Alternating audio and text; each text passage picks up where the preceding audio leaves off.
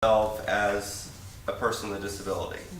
And that's still a major hurdle, and I don't know how that, I don't know if that's the same within the tribal communities, but someone's much more likely to hop on Facebook or set up an email account than they are to sit in a wheelchair and drive out and go to the local store or something like that. Or use a hearing aid. Or use a hearing aid.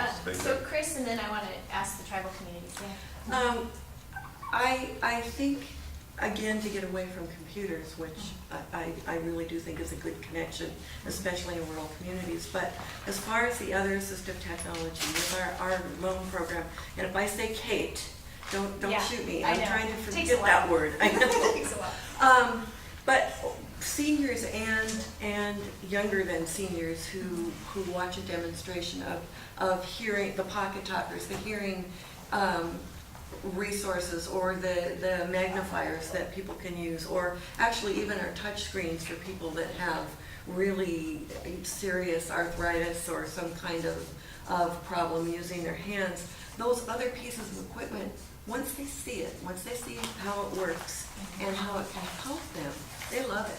And that's seniors as well, like I say, as the younger people. So I think that you have pictures of it, and I would hazard a guess, when we started the loan program, we had never seen a lot of that.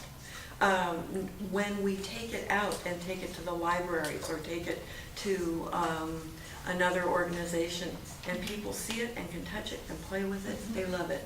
And they recognize that it's easy to use, and it will help them be able to read the paper or hear television or do whatever it is. So it doesn't necessarily need to be the computer stuff. And I suspect if we went to the N.A.I.L.P communities with this stuff, they probably would, if you'll use a pair of glasses, you probably would use a magnifier. So I think it's a matter of letting people see what it is. Okay, so let people see. One or two more comments, and then we'll go to the next question, because I think Chris had a nice segue. Is it Suzanne? Yes. Suzanne, did you have a comment? Well, I wanted to comment on, I'm sorry. Chris. Most American Indian nations don't have the word disability in their language. We have to say most because we don't know all of them. And the term disability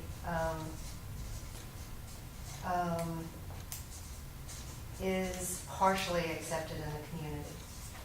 And we don't get the resources. And if you're young and your parent had experienced the boarding school process where they were taken from their home, the parent isn't so likely to want to send their child to a school for the blind or a school for hearing impaired, and then there isn't anything, everything's okay, and yet the child grows up, and from my experience, I'm thinking of one young man from 16 to 19 years old, and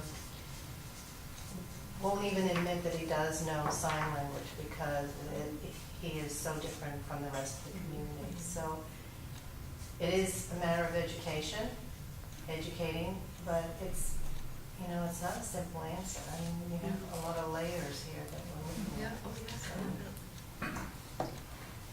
Thank you. Whether they would use that technology or not.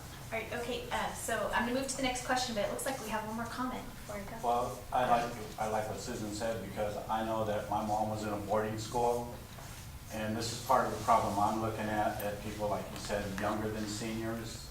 My mom didn't care if I went to school or not. She saw no importance in it. So consequently, I didn't go until my dad got me and made me go. So education was never impressed upon me as something that was important. So as new technology comes along, what do I care?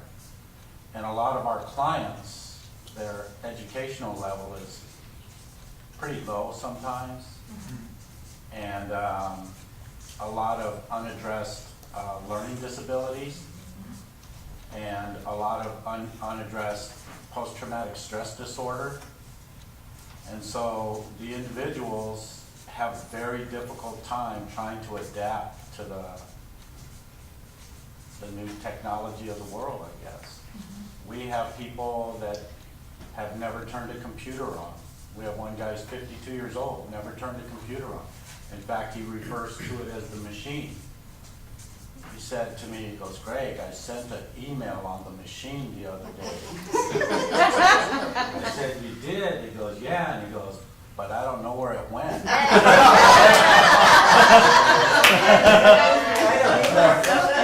He's right. Yeah. The black hole.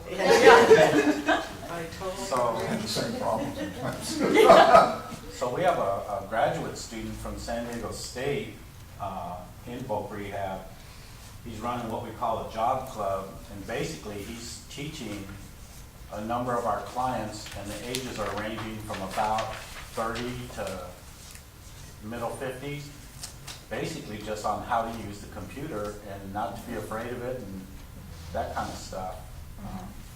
I think as far as some of the other stuff goes, if we talked about technology as far as wheelchairs, people in chairs, I think that, and I'm speaking more from my reservation rather than the program I work for. My reservation is the Spirit Lake Reservation in North Dakota.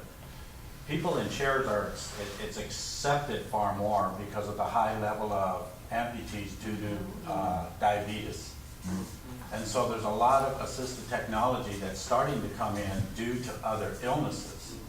So there's a tremendous amount of big loops that are going on that one thing affects another within the Native community. And there's no resource or services. Huh. Thank you.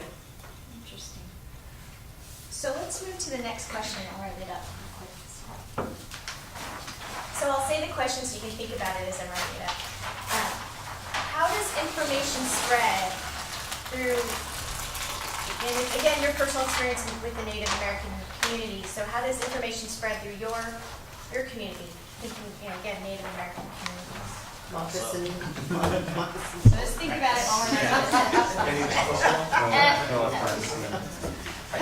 Gossip is faster than anything. I'll tell you. I just tell David. Tell them it's a secret. Yeah, go to the tribal office. Then everybody knows. So it could, it could be, I heard gossip, it could be something like gossip, but then also how do people find out about different programs and resources? Go to the tribal office. So how does it work, David? In our community, the school, Uh-huh. is a prime source of information.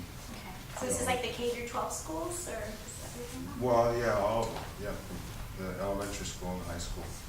And if you can get the word to the kids to take home, it really, it's very effective, Okay. And then also, I've never met Barbara before, but the California Rural Indian Health Board, if you let the health centers know what's going on, that they just kind of post it and people come in and look at it. They learn things really fast there. Did you have a question? The health centers.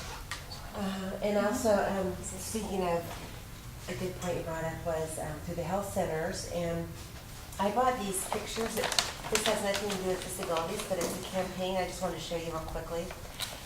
They're available to clinics, and it was an H1N1 campaign that the state provided funding for, and so we put together this campaign in a matter of weeks about H1N1 and getting a flu vaccine, and we used people in our office and people in the community, and this was really powerful because like this group here, this was from the Tule River Indian Reservation area, and it has facts on the back about why you'd want to get vaccinated, but we found that using photos from the areas where people come from and putting information on the back is really, people want to know about that. Like they're interested in it. They'll grab it and they'll read it.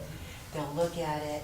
And so I think a lot of times spreading the word through the word of mouth, but through newsletters and using these kind of things is really visuals and pictures of people that you know, that you can identify with is very powerful. So if anybody works in a clinic or would like some of these, if they're working a place that they would like to hand out, I also have posters as well. Right? There's a picture of somebody in a wheelchair on one of our posters, an elder and or a senior. So, Yeah. Our tribe has a newsletter, and we do the flyers, we post them on the tribal headquarters door, but they also have established a Facebook just for the tribal members. And that's, and of course, I'm not privileged to that, so I don't know how it goes, but here it's pretty interesting. That's how we were doing a wellness program, and they put all of, all of their programs had to support it in some way, so all of the activities were listed on the Facebook so that people could participate. It's turning out to be quite a good communicator, besides the gossip.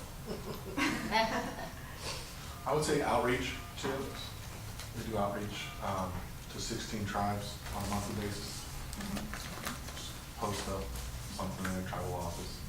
So, yeah, I was gonna ask, because you're saying outreach, and outreach can be so general, so you go to, where do you go when you're doing that outreach? We go to 10 tribes in Mendocino counties and 6 tribes in Lake County. And so you go to the main office? Main office, yeah. Okay. And the tribal centers, or the clinics, Clinics. once in a while, so, or it just depends. So sometimes it's, you spread information by going to the tribal clinics, is that it? Mm-hmm. Anything else? Well, a good example actually is when we were awarded this grant, and I had been speaking to a client, it was a CAP client anyways of mine, a client assistance program client in Shasta County, who was actually a tribal member in N.A.I.L.P County. But anyway, and so we were talking back and forth, and I was telling the client about what the project was going to be based around, and the client was really excited because had access, or the family, in the other county down south had access independent living services, well, anyway, so what came out of this whole thing is I had provided my cell number to this client as we wrapped up and everything, and literally within like 2 weeks, I had people, different tribal people from different tribes all throughout California calling my cell phone and asking for the disability lady, because it was like, so-and-so said, auntie can get this, or auntie can, or brother needs this, or, which was great, and I obviously referred them to whoever their local independent living centers were, or their tribal VR people if they, serve those counties and stuff. So, word of mouth, it's incredible. It does, in Indian country, does get around, so. Thank you. Yeah. Yeah, we have a radio station in Hoopa, and they have production capability. And the program manager there is Joseph Orozco, and he got a national award for the California Indian Radio Project a few years ago, about 10 years ago. And that's part of the reason why, when this contract was awarded, that I put in there that these meetings should be recorded so that we could put together some radio podcasts and that sort of thing, so they could be accessible either on a computer or other stations, other public information, what do they call them, public radio? Public PSA, service announcements. Yeah. They could access and play them in their communities. The main thing is, like,